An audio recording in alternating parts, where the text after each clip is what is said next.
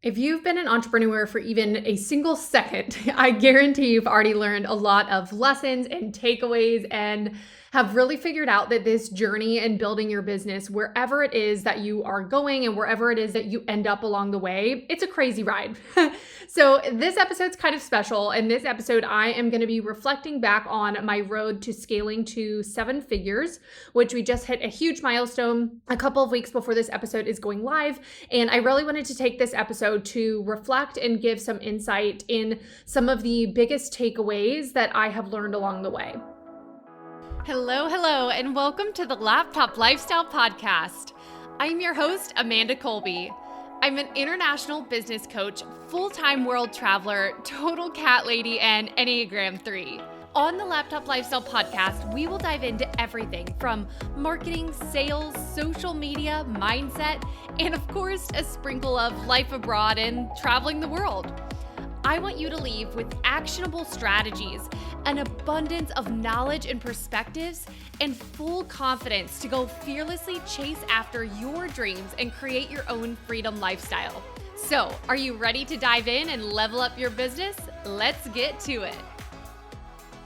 All right, I am super excited for this episode today, and I'm just going to dive straight in. So, as I am reflecting in this episode just on some of the things that I had to shift honestly, and also maybe that I kind of learned along the way in scaling to 7 figures, I wanted to kind of catch everyone up to speed a little bit. So in short, if you don't know my story, I basically had a 6-figure corporate job that I quit, sold all my things, moved to Thailand. I actually taught English for a couple months online while I was kind of learning and just figuring out how to build a business. Summary, it didn't go well at first. So again, this is definitely not an overnight thing, but it didn't go well at first. I honestly was very stubborn. I tried everything under the sun, like drop shipping, trying to be a YouTuber and all this different stuff. And I literally got nowhere those first 6 months trying to figure it all out. Eventually I did hunker down though. I decided to become a designer, of which I learned on YouTube, but I did know the ins and outs of marketing and sales. And so I ended up spending a month prepping my business. And when I launched the design business,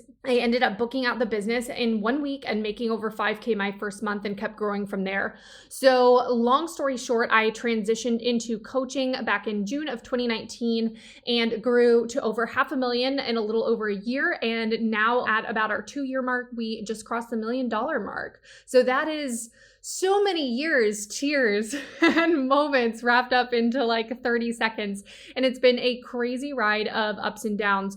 So like I said, in this episode, I'm going to be sharing just some of those truths and takeaways and raw moments that have brought me here to this moment, sitting with you wherever you are, walking on a walk or driving your car, whatever it is. And hopefully you'll be able to take away some of these things to start implementing in your business right now, honestly, no matter what level of business you're at. So you've definitely heard this before, but I have to absolutely say it because it's such a pivotal part of my story in getting to 7 figures, in that what got you here will not get you there.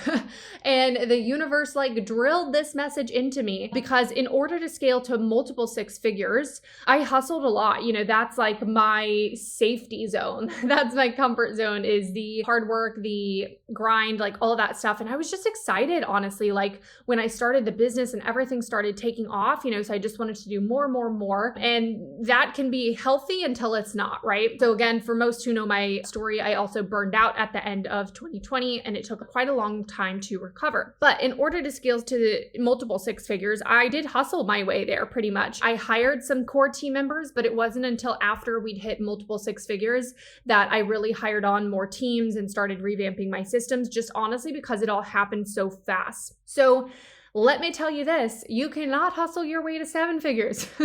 Trust me, I tried. But this is just one of those that, again, what got you here won't get you there. And I had to shift so much in the way that I operated and approached my business from that first $500,000 mark to the $1 million mark. So from the first $500,000 mark, like I said, I hustled, I did, put energy into team members. Obviously, I didn't do it by myself. I brought them on, but we were able to, while things were very professional, kind of still fly by the seat of our pants on a lot of things. I was riding momentum most of the time, and I was just going.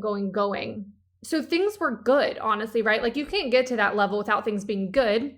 I had good systems, a good team. But what the difference was that in order to scale to 7 figures, I had to slow the hell down. And the reason being was, while things were good, they were not fully sustainable, nor were they capable of maintaining a business at the 7-figure level. So they were good, but not great. And the way that your business operates, the way that you lead, the way that you lead a team and manage a team, like all of this stuff is so different when you get to that next level. And this was honestly, for me personally, so freaking hard just because of my nature. So we all struggle and have strengths in different areas.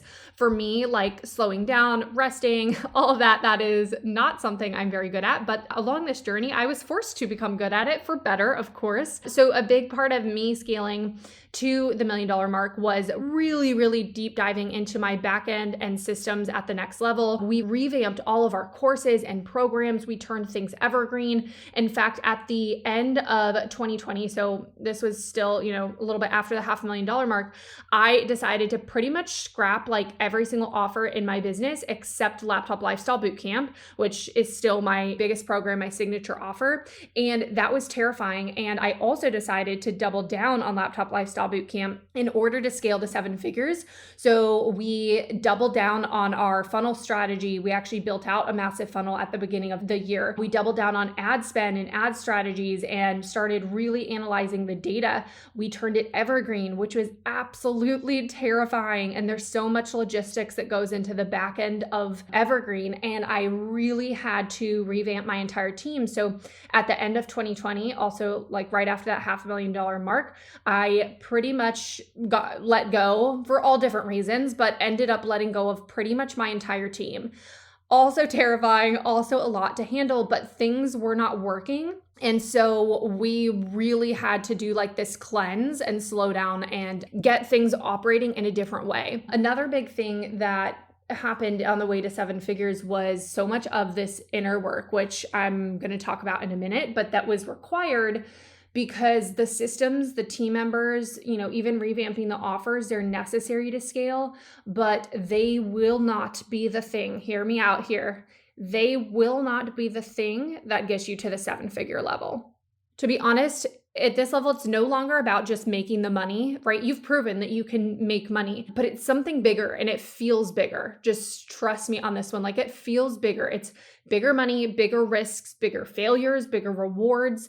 It feels like a bigger game you're playing. And you have to also view it that way, honestly. You hear in the beginning, you kind of go from like this side hustle and freelancer mentality to this business owner mentality. Like, hey, I'm legit, man. Then you also have to up level into like this company mentality. Like, seeing this thing going, like fostering my own, team culture and plans, full-time hires, like different things like this.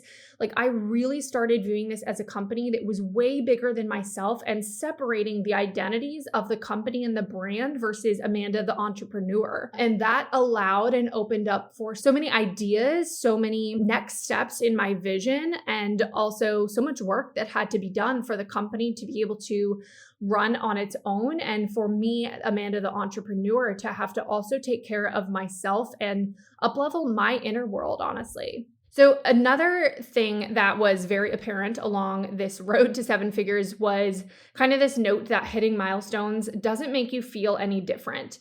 And to be honest, I've learned this lesson before. I learned this lesson probably most apparently my first year of business. So it was my 10th month in business. I had my first $100,000 month and I felt so empty when I hit that. It was a big awakening for me in that hitting these milestones don't mean much and that there's context to the milestones, right? So context meaning the quality of your life, context meaning the quality of your business. How did you get there? Are you working 24/7? Are you happy? Are you working with ideal clients? Like all of these different pieces. And that also the milestones don't all of a sudden create this ripple effect if the ripple effect wasn't already in motion. But it's always just a reminder now, even though that lesson was drilled into me earlier on, that again, taking the pressure off of this milestone was big, because if you put all this pressure on a milestone and say, okay, well, when I hit 10K months, then I'll feel secure financially or, whatever it is. you're setting yourself up to feel very empty when you hit that milestone, because milestones change nothing. They honestly mean nothing. They're these arbitrary amounts that we've agreed upon have societal and like status filled meanings, but they don't actually. They do not actually, like in reality, create any sort of change, difference in authority other than what we assign to them, other than the meaning we assign to them, right? So it's exciting. You should celebrate it, but you'll only hurt yourself if you do those when then statements based on milestones, right? Like when I hit X, then X will be better or happen. So going off of this, right, that we don't feel different when you reach certain milestones. Someone actually asked me how I felt when we hit it, just a friend like reaching out. And this was kind of a fun takeaway that I didn't realize at the moment. But honestly, my gut reaction was finally.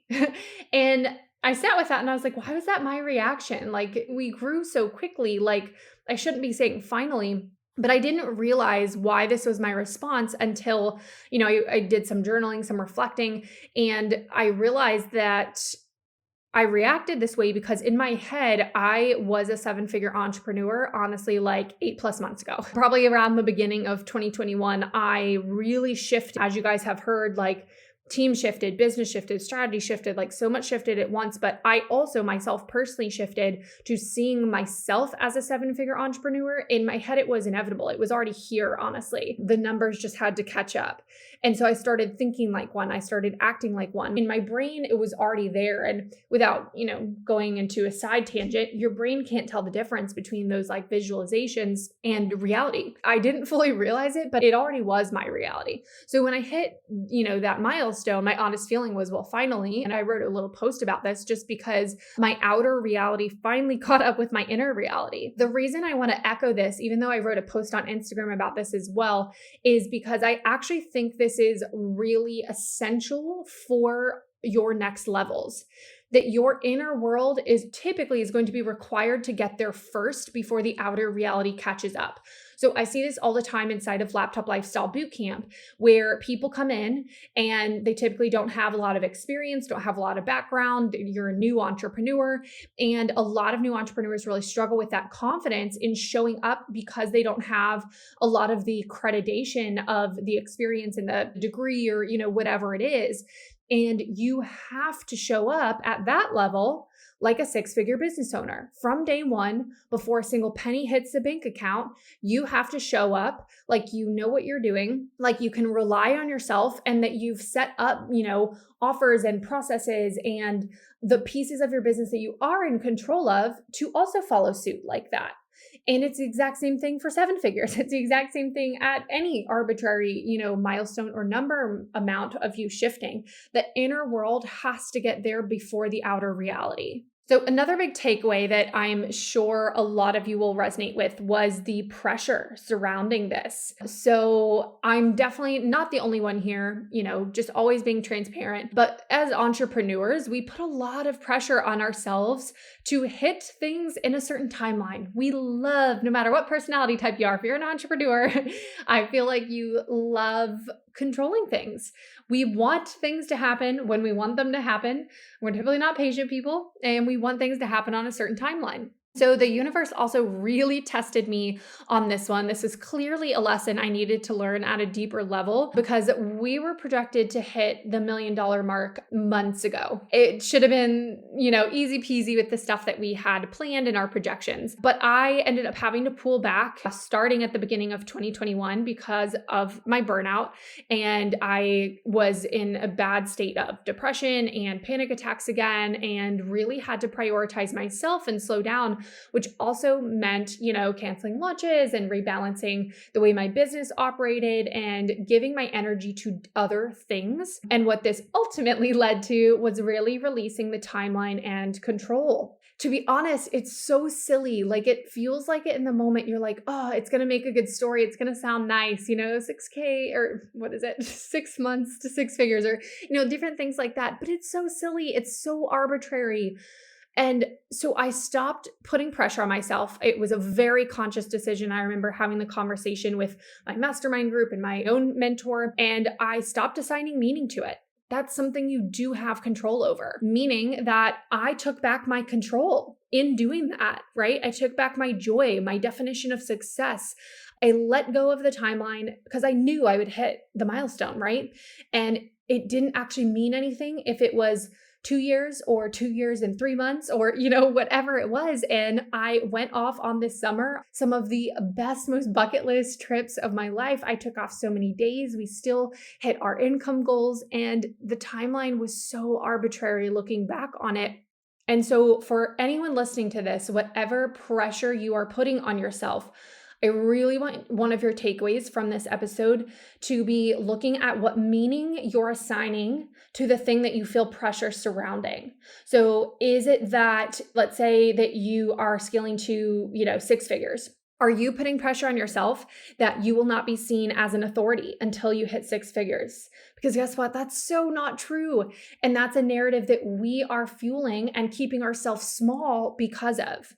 So this is a really, really good exercise to not only help you enjoy your life, but also to help you figure out how to shift some internal narratives here. So another shift though that I made with this was I started looking at this differently from a milestone. And while it is, of course, a milestone, I started looking at it as a tipping point. And this may resonate with some of you more than others, but for me, this was really, really powerful. And so what I want you to visualize here is when your goal is a tipping point, it kind of eliminates this notion of there being a finish line, right? Don't think too hard about it. But when you think about a milestone, I typically envision and think about like, oh my gosh, it is this marker and I'm going to cross it. I'm going to reach it, right? It's a finite line. So it's a finish line. And so with a tipping point, it's a little bit different, right? A tipping point is essentially, if you look up the definition as well, it's like compounded events or actions, like small events or actions that build up to create change or a result. It's a fluid movement. So the small movements that build up and compound to the tipping point then also continue going, but in a new direction, in a tip direction, right? So the reason I love this so much is because it takes away this mentality of crossing the finish line, of sprinting to the finish line and then collapsing or crashing or things all of a sudden being better, and more puts it into the small habits, the small changes that are going to build up momentum to tip you in a new direction because you're going to keep going. We don't stop when we hit a milestone. So you have to keep going. And so really what this is a perspective shift. But again, for me, in releasing that pressure and in also looking at more of the nuanced details behind the scenes that I needed, not just to cross the 7-figure mark, but like to keep freaking going. That's what I needed to focus on in making this sustainable at the 7-figure mark, not just cross it. Okay, I've got a few more takeaways from you guys, but if you are loving this episode, this one is raw, unfiltered, and really from the heart, and I think that there's a lot of great takeaways in it. So if you think so too, I would of course appreciating you taking a screenshot and sharing it on your Instagram stories and tagging me. This is our number one way of marketing the podcast and really just spreading the messages like inside of these episodes. And I know that if this resonates with you, it's going to resonate with someone else. So I would so greatly appreciate it if you share this on your story. And with that, let's dive back in. So another shift that I made along the way, along this journey, was starting to value more than money. Now, have to add context to this statement because it obviously makes it sound vain, for lack of a better term. So don't get this twisted. I obviously care about more than money in life, but for my nature, it's important as an entrepreneur for you to know how you operate. And for my nature, I'm very, very goal and I am money driven. That's just how I am as a person. I love the game. I love the chase. Like to me, that is like the fun part of entrepreneurship. I don't, buy fancy bags. And if that's your thing, great. And just for me, like none of that stuff is what's motivating. Like I love the chase and reaching the goals and all of that. So I also desire massive wealth, and that's amazing. And that's, okay. But I got this tunnel vision somewhere along the way, just putting so much value on the money and like those markers, even though like I wasn't even doing anything with it, right? But in the beginning, that was like so tunnel vision for me. And so I allowed the money to mean, if we broke this down, that I was worthy or that I was enough. And this really starts to create a very unfulfilled journey. I stayed stuck working 24/7 happen towards those money milestones because it was what I valued and what I was narrating inside would be worthy and enough. So that's what my decisions were naturally, subconsciously aligned around. So I stayed stuck in this cycle of working a lot and feeling unfulfilled, and no one could help me. And the reason that no one could help me, because trust me, I hired all the experts to try and, help me get out of that cycle. But the reason no one could help me because I had to realign my values, which naturally shifted my priorities and actions. And it wasn't until I decided and shifted those priorities, like to value a slow morning, not just force a slow morning. And this is just an example, but not just force, a slow morning because someone said to do it, right? That's a Band-Aid on a bullet wound. So for you to really change how you operate and start to rebalance your business in a sustainable way, you actually have to value the things that you want to be apparent. So I had to value the slowness, the peace. Whereas before, I didn't see resting as valuable. Therefore, no matter how many times people told me to rest, I was like, I'll check off a box for it, but it's very clearly that my priorities are not in line with this. And whatever that is for you that you're not valuing and your actions are a mirror of that, that will always keep you stuck.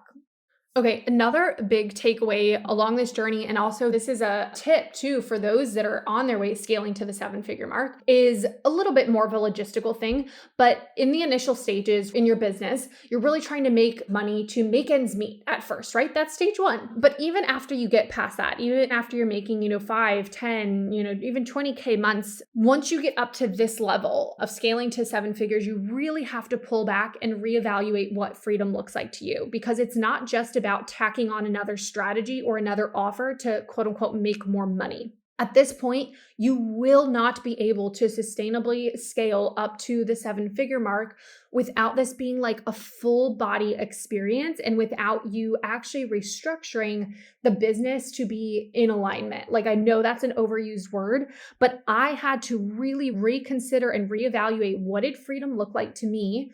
What were the things that I valued and how did I need the business to support that?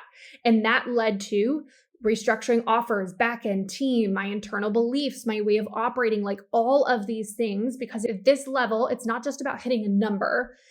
Also, as far as like what you should be chasing after, it's about how my life and my business looked like when I hit that number. Hitting it was inevitable, but I needed that full balance of happiness in a balanced business versus stressed and burned out when hitting it. Okay, 2 last things that I wanted to mention in this episode. One thing was, you've heard me before earlier in the episode say kind of this theme of going from good to great, right? Obviously, if you have a multiple 6-figure business, you're doing pretty good, right? But to really scale at this level, we had to reevaluate things like we had to be great. We had to make our systems great, our team great. We had to make sure that we were really striving to be the best and really recommit to mastering our craft, being the best, standing out, right? The best program, the best experience, the best at my knowledge, refueling my own knowledge and insight to pour back into clients. And so at the end of the day, at the 7-figure level, another strategy is not going to make you, it won't really break you either, but it's not going to make you.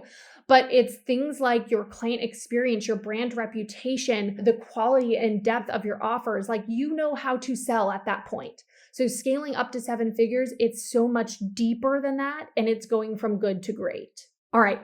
Last thing, I could go on with so many different takeaways, but I think the last most relevant lesson that was so apparent, and I saved this one for last for a reason, in scaling to 7 figures was the inner work that had to be done. I don't know if you have heard this before from maybe some other 7-figure entrepreneurs, but it's not even that you can't hustle your way there. Like I said in the beginning of the episode, it's also that strategy alone won't get you to this level.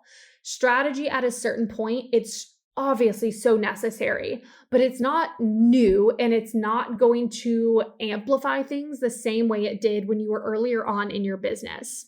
And so for me to unlock, like truly, that is the best word here, to unlock this next 7-figure level, I had to do some deep dive inner work into money beliefs. That was a huge block for me. My beliefs about work and rest and work ethic and like balance and stuff like that. I had to deal with past traumas that definitely did not expect to have to really work through in order to unlock this next level. And there was just so much that I didn't realize was massively holding me back and blocking me from just receiving so much more success. And so for me personally, I was great at staying busy. Like that was my safe space. I was great at the strategy, at the execution, but to unlock this 7-figure version of myself, it was that, but combined and with the inner work. And I had to learn how to create and exist in space. For you, this journey will look different because thank you guys so much for listening, and I will see y'all next week. We'll bring out and have you face some of your deepest challenges that you probably didn't expect you would have to, but it's also going to mold you into like this just powerful being beyond anything that you can expect. And of course, it is for the better. Might suck a little bit along the way, but it's going to just unlock so much magic for you. So overall, to just close out this episode, I hope you guys enjoyed hearing just some of this kind of raw behind the scenes, and just know that I did not get here without massive risk. And I'm not just talking about like an investment or in the beginning, like every single month. I would even say like every single day. I did not get here without challenging every fiber of my being and pushing myself to find out what I'm made of. I had days where I wanted to quit, and I had days where I felt on top of the world, and it's part of it. But my biggest shift from this journey thus far has been viewing this as my life, not just something to accomplish. Because I think in the beginning, you get so much gusto and, excitement to get it off the ground and to reach those first couple milestones. But this is a marathon, not a sprint. And also you have to live your life along the way, or else you will become a zombie and wake up one day wishing that you had been more present and enjoyed the journey as well. So really, really remember that you're building the rest of your life and a lifestyle, not just hitting a business milestone. So don't lose yourself in that along the way. All right, that is what I've got for you guys today. And if you are an entrepreneur who is scaling to the multiple 6 or 7-figure level, my Freedom Mastermind, which is my high-level mastermind helping you scale to multiple 6 figures and beyond, is opening for enrollment for our January round. And we actually have a surprise pre-sale where we are pre-enrolling with crazy discounts and bonuses starting today for October. So DM me, check out my Instagram stories with all of the details, and shoot me a DM if you're interested, as Freedom Mastermind is all about everything that I've talked about today in reevaluating and redefining what success and freedom looks like for you and how your business operates, not just helping you add some strategy on to hit the next milestone, but helping you actually create the freedom that you crave while also amplifying your income. So I'm so excited. There are very limited spots in this container, and it is the most intimate way to work with me and have me in your back pocket with strategy, mindset, and everything else. So like I said, if you're interested in Freedom Mastermind, entrepreneur scaling to those 10, 20, 30, 50K months, shoot me a DM and I will give you all of the details and let you know if this is the best next step for you. Thank you so much for listening to this week's episode of the Laptop Lifestyle Podcast. If you like what you heard, I would so appreciate it if you would head on over to iTunes and leave us a review. And if you want more, check out amandacolby.com for today's show notes, or come hang out with me in my community of travel-loving, ambitious entrepreneurs like yourself in my free Facebook group, Laptop Lifestyle Entrepreneur. See you next week.